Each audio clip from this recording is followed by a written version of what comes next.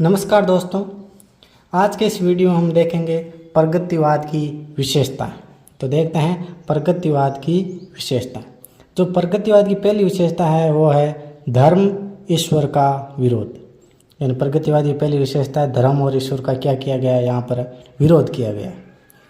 प्रगतिवादी कविता धर्म का विरोध करती है। प्रगतिवादी कवियों का कहना है कि धर्म अर्थात ईश्वर किसान मजदूरों को डरपोक, कायर और आदर्शवादी बनाता है, जिसके चलते पूंजीपति वर्ग के प्रति किसान मजदूर क्रांतिकारी कदम नहीं उठा पाते।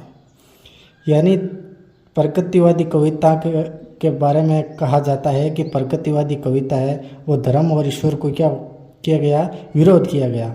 प्रगतिवादी कविता का कहना है कि ये जो किसान और मजदूर है इनको धर्म और ईश्वर क्या बनाता है, डरपोक, कायर और आदर्शवादी बनाता है, जिसके कारण ये जो मजदूर किसान है वो पूंजीपति वर्ग के प्रति कोई भी क्रांतिकारी कदम नहीं उठा पाते हैं। प्रगतिवादी कवियों पर कार्ल मार्क्स की द्वंद्वात्मक पद्धति का प्रभाव दिखाई पड़ता है। और प्रगतिवादी जो कविता है उसमें दो प्रकार की विचारधारा है। पहली विचारधारा है आदर्शवादी या ईश्वरवादी विचारधारा और दूसरी है द्वंद्वात्मक पद्धति। देखते हैं आदर्शवादी या ईश्वरवादी विचारधारा क्या है, अर्थात ये पद्धति क्या है। आदर्शवादी विचारधारा का मानना है कि संसार के रचयिता ईश्वर है। यानी आदर्शवादी जो विचारधारा वो कहती है कि ये संसार है, इसका रचयिता कौन है, ईश्वर है। जगत, जीव जंतु, प्रकृति अर्थात समस्त प्राणियों की उत्पत्ति ईश्वरीय प्रेरणा से हुई है। यानी जगत, जीव जंतु सबकी जो उत्पत्ति है वो ईश्वरीय प्रेरणा से हुई है। प्रगतिवादी कविता इस विचारधारा को नहीं मानते। यानी जो आदर्शवादी विचारधारा है, ईश्वरवादी विचारधारा, इसको प्रगतिवादी कविता नहीं मानती है। प्रगतिवादी कविता धर्म और ईश्वर का क्या है, विरोध है। यह ईश्वरवादी भावना छायावादी कविता में दिखाई पड़ती है। यानी यह ईश्वरवादी जो भावना है वो प्रगतिवादी कविता में तो इसका विरोध किया जाता है, लेकिन छायावादी कविता में इस पद्धति का वो प्रभाव दिखाई देता है। दूसरी जो पद्धति है वो है द्वंद्वात्मक पद्धति। द्वंद्वात्मक पद्धति क्या है कि जो कार्ल मार्क्स है उनका कहना है कि संसार की उत्पत्ति ईश्वरीय प्रेरणा से नहीं हुई है। इनका मानना है कि दो वस्तुओं में द्वंद्व होने से तीसरी वस्तु की उत्पत्ति होती है। कार्ल मार्क्स कहते हैं कि संसार की उत्पत्ति ईश्वरीय प्रेरणा से नहीं हुई है, जबकि दो वस्तुओं का जब द्वंद्व होता है तब तीसरी वस्तु की उत्पत्ति होती है। और तीसरी वस्तु का जब द्वंद्व होता है चौथी वस्तु से द्वंद्व होगा। यानी और तीसरी वस्तु का जब चौथी वस्तु के साथ द्वंद्व होगा, यानी पहली वस्तु का द्वंद्व जब दूसरी वस्तु के साथ होता है तो तीसरी वस्तु पैदा होती है, और तीसरी वस्तु का जब द्वंद्व चौथी वस्तु के साथ होता है तो पांचवी वस्तु पैदा होगी। और इसी पद्धति के कारण जगत की उत्पत्ति हुई है। ये किनका कहना है, ये कार्ल मार्क्स का कहना है।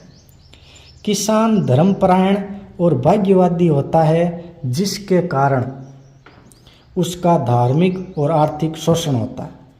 यानी किसान धर्मपरायण और भाग्यवादी होता है, जिसके कारण उसका धार्मिक और आर्थिक शोषण होता है। और प्रगतिवादी कविता भी इसी विचारधारा पर आधारित है।